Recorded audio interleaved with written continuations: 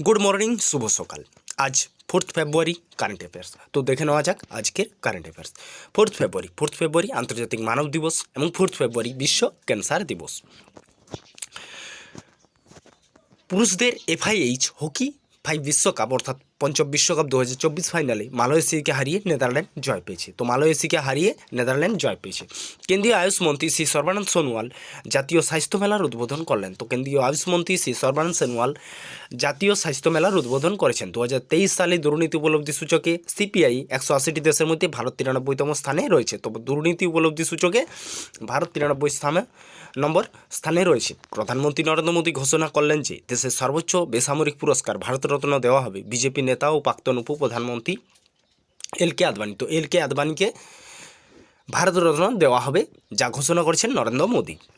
অভিনব বিন্দা 2024 প্যারিস অলিম্পিকের জন্য মশলাবাহক হিসেবে নির্বাচিত হয়েছেন। তো অভিনব বিন্দা 2024 প্যারিস অলিম্পিক যেটা হবে তার জন্য মশলাবাহক হিসেবে নির্বাচিত হয়েছেন। তিনি অর্থাৎ অভিনব বিন্দা তিনি আন্তর্জাতিক অলিম্পিক কমিটি IOC অ্যাথলেট কমিশনের সদস্য। তিনি IOC অ্যাথলেট কমিটির সদস্য। অভিনব বিন্দা প্রথম ভারতীয় যিনি ব্যক্তিগত পর্যায়ে অলিম্পিক গেমসে স্বর্ণপদক পেয়েছেন। তো অভিনব বিন্দাই সেই প্রথম ভারতীয় যিনি ব্যক্তিগত পর্যায়ে অলিম্পিক গেমসে স্বর্ণপদক জিতেছেন। তিনি 2008 সালে বেইজিং অলিম্পিক গেমসে পুরুষদের 10 মিটার এয়ার রাইফেল ইভেন্টে স্বর্ণপদক জিতেছিলেন। Beijing Olympic.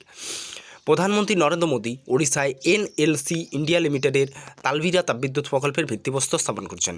অর্থাৎ ওড়িশার NLC ইন্ডিয়া লিমিটেড তালবিরা তাপবিদ্যুৎ প্রকল্পের ভিত্তিপ্রস্তর স্থাপন করছেন প্রধানমন্ত্রী নরেন্দ্র মোদী। মার্কিন যুক্তরাষ্ট্রে 31টি MQ-9B সশস্ত্র ড্রোন ভারতের কাছে বিক্রির অনুমোদন দিয়েছে, যার আনুমানিক খরচ $3.99 অর্থাৎ 3.99 বিলিয়ন। পরবর্তী FM সীতারামন 9 থেকে 14 বছর বয়সী মেয়েদের জন্য বিনামূল্যে সার্ভিক্যাল ক্যান্সারের চিকিৎসা ঘোষণা করেছেন। ভারতীয় নৌবাহিনী 2024কে নৌ বেসামরিকের বছর হিসাবে ঘোষণা করেছে। তো ভারতীয় নৌবাহিনী 2024কে নৌ বেসামরিকদের বছর হিসাবে ঘোষণা করেছে। তো আজ এই পর্যন্তই। পরবর্তী ক্লাসে আবার দেখা হবে। আমাদের ক্লাস কীরকম লাগলো, যদি ভালো লাগে তবে অবশ্যই লাইক, কমেন্ট, শেয়ার এবং সাবস্ক্রাইব করতে ভুলবে না। Thanks for watching this video.